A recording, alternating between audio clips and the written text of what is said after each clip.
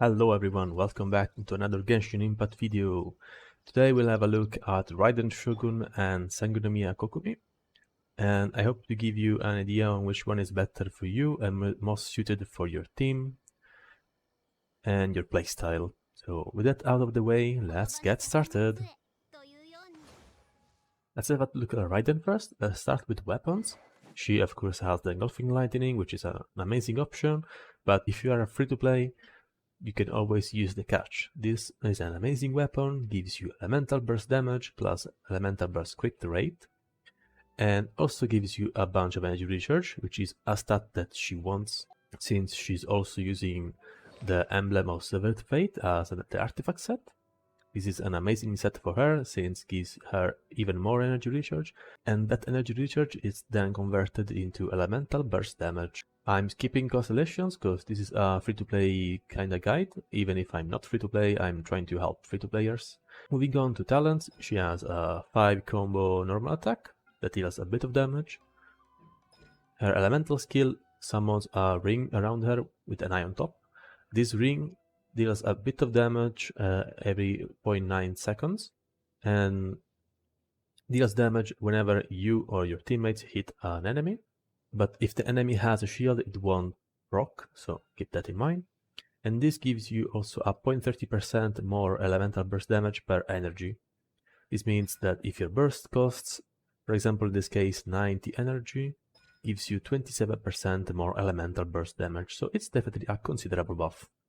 Moving on to her burst itself, this deals an insane amount of damage that can be increased by having resolve stacks.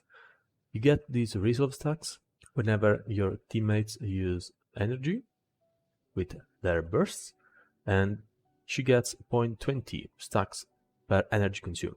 So, for example, Kokomi here has an elemental burst that costs 70 energy, and this transforms into 14 stacks for Raiden. And every stack gives her 1.31% attack damage, with a 7% initial bonus damage that she gets whenever she has her ring around. Her burst also regenerates energy for your team. For me it's 2.5 energy per hit she does, and I think this has no cap on enemies, so you can hit a lot of enemies and regenerate a lot of energy for your teammates. Lasts only for 7 seconds though, and the cooldown is 18, so you have an 11-second downtime, and in that time you can quick swap between your other party members, use their burst so they can charge back Raiden stacks, and this is basically how Raiden teams work. You swap a lot, you use a lot of bursts and get a lot of damage. You also get resolve stacks every time a character gets some elemental particles or energy particles in general, and this way she gets 2 resolve stacks every 3 seconds, which is a lot of stacks actually. And other passive talent gives her more electro damage and more energy restoration from her burst. So this is not the final number, basically.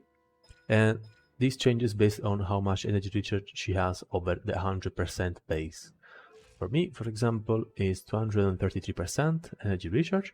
This means I have a modifier of 135.7%, which transforms into 133.7% times 0.6 and 0.4. So this gives me a lot more energy restoration and a lot of electro damage bonus. I'm not even using any electro goblet because I already have 53% electro damage bonus, and that's only from basically my energy recharge.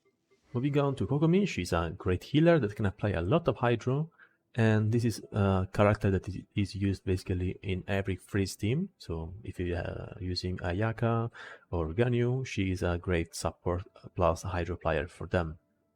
She has again nice options as weapon. Her 5-star weapon, the Donut, that's not called Donut but the Everlasting Moonglow. It's a cool weapon, gives her HP and a bit of healing bonus, which she needs to deal more damage and also of course heal more, and a bit of normal attack damage plus some more energy. This is definitely a good weapon for her, but it's more focused on those that want this character to be DPS I'm using probably the best weapon to give her, which is a Thrilling Tales of Dragon Slayers. This is only a 3-star weapon that you can get like super easily just by summoning. You actually get a ton of this, so don't worry about it. And this weapon gives the character you switch into 48% more attack. Remember, this is based on your base attack. As for artifact sets, she uses for me the Ocean Clam, which is probably the best for her. It gives her healing bonus, as well as some more like passive damage by the use of those bubbles. You create a bubble whenever she heals or over heals, and that bubble accumulates up to 30,000 HP that you overheal. It will deal 90% of that accumulated healing in the form of physical damage. You can increase the bubble's damage by using, for example, Super Combat or characters that debuff physical damage. And this is how it works. I have this bubble that will pop after 3.5 seconds of being created. And this has no cooldowns, as you can see. You can always have this active and it deals a bit of damage around you. Moving on to talents, she has the jellyfish that heals and applies a hydro to the surrounding enemies in a quite large AoE actually, and will heal your active character only. But when she's in her burst mode, she will heal all your characters by even more, basically. It doesn't last a lot, and the cooldown is fine, so there's nothing to worry about. And this is also used to refresh the duration on the Kurage's Oath, since the first passive talent she has does exactly that.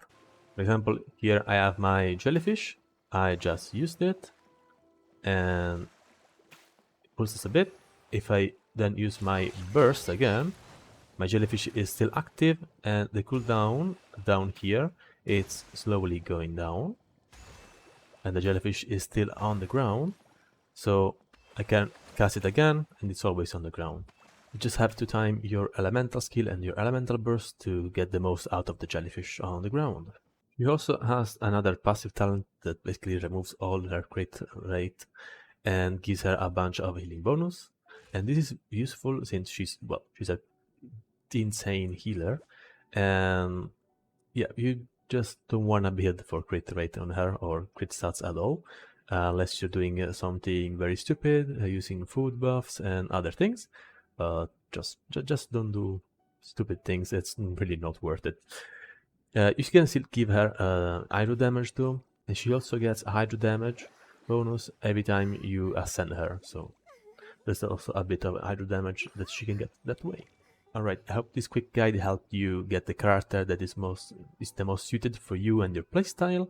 And if it did, let me know with a like and subscribe for more Genshin Impact videos.